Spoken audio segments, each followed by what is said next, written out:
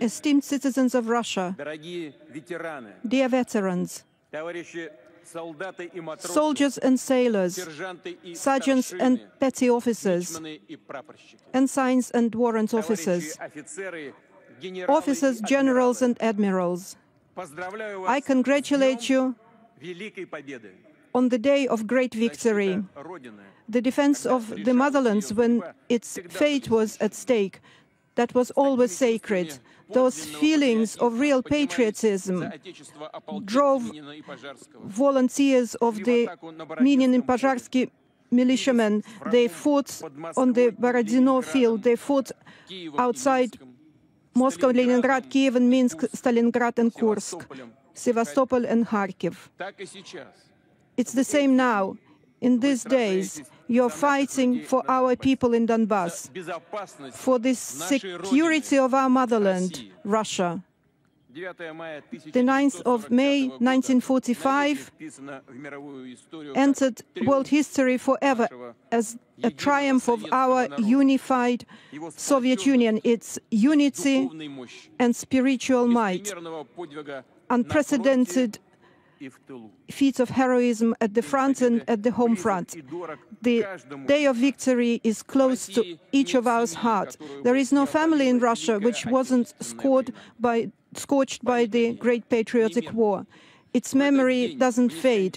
Today, in the ranks of the immortal regiment, grandchildren and great-grandchildren of those warriors march. They carry the photographs of their forefathers who will stay forever young, and the veterans who are no longer with us. We are proud of the generation of victors and that we are their inheritors. And our duty is to preserve the memory of those who defeated Nazism, who gave us the behest to be alert and to make sure that the horror of a global war will never be repeated. And that's why, despite all the differences in international relations, Russia has always been for the creation of the security of equal and reliable, the security that's needed by the whole world community. In December last year, we proposed to make a treaty of non-security guarantees. Russia called for a search for compromise solutions, but that was in vain. NATO countries didn't want to hear us, and this means that in reality they had quite different plans. And we saw that. They were openly preparing another punitive operation in Donbass to an aggression against our historical lands, including Crimea. There were calls in Kiev about the possible acquisition of nuclear weapons. The NATO alliance began to move into their troops into our neighboring territories, and they were creating an unacceptable threat to us right at our borders. Everything pointed to the fact that clash with neo-Nazis and Banderovites, on whose the United States and their minions staked, was inevitable. We saw them unfolding a military infrastructures, how hundreds of military advisors began to work, and how regular supplies were being made of weapons. The danger grew every day, and Russia delivered a preventive strike against the aggressor. That was a forced, timely, and the only correct decision, the decision of a sovereign, strong, and independent country.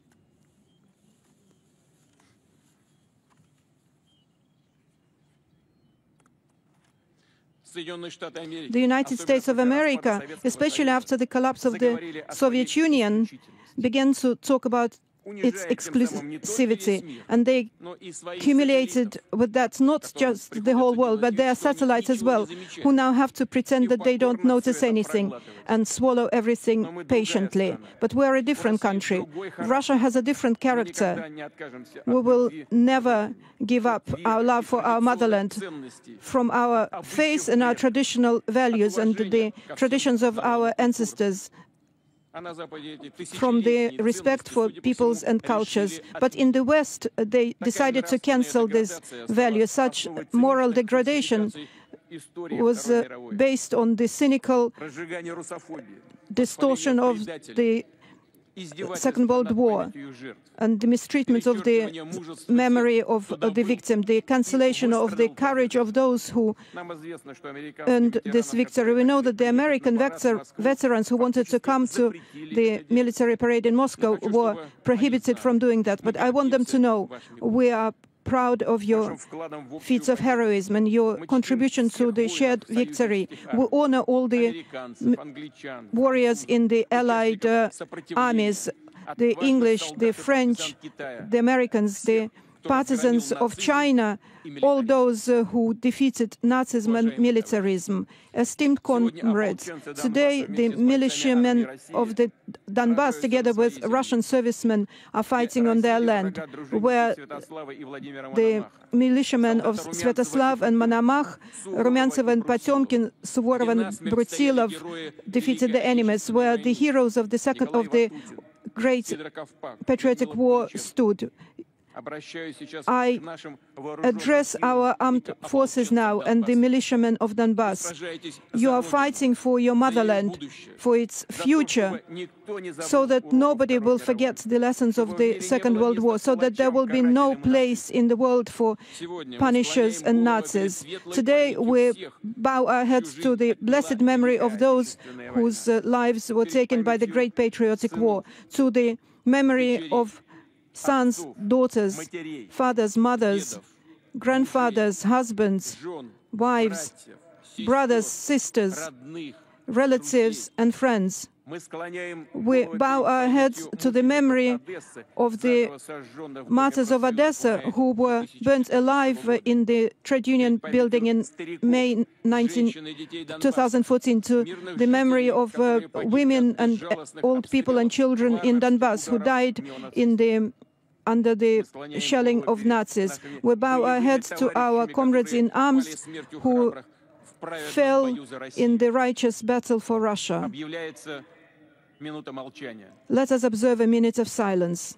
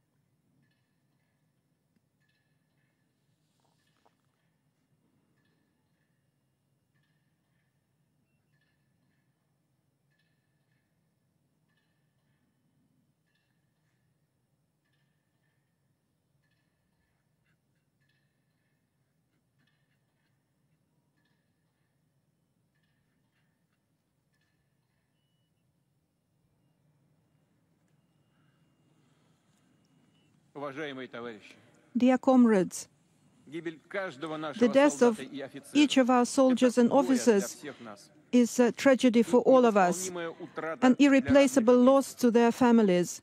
The states, the regions, the companies, public organizations will do everything to care for those families and help them. And a special support will be provided to the children of the fallen comrades in arms and those wounded. I have signed an order to that effect today. I wish speedy recovery to the wounded soldiers and officers, and I thank doctors and nurses, medical personnel in military hospitals for their courageous work. I bow my head to you for fighting for each life, very often under the shelling on the front line without sparing your own life. Dear comrades, here now on Red Square, shoulder to shoulder, soldiers and officers are standing here from many regions of our huge motherland, including those who arrived here straight from Donbass, directly from the war zone. We remember how Russia's enemy tried to use against us the gangs of international terrorism. They tried to sow international and religious enmity, to break us, to weaken us from inside, but they failed.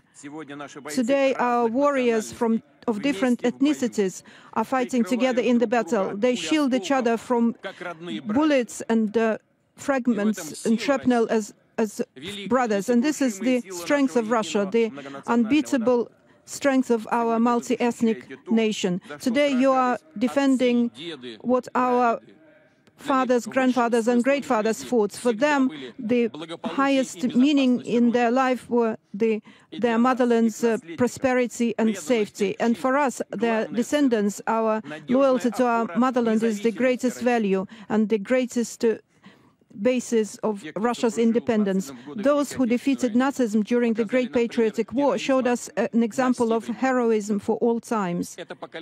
This is the generation of victors, and we will always take their example. Glory to our glorious armed forces, for Russia, for victory. Hooray!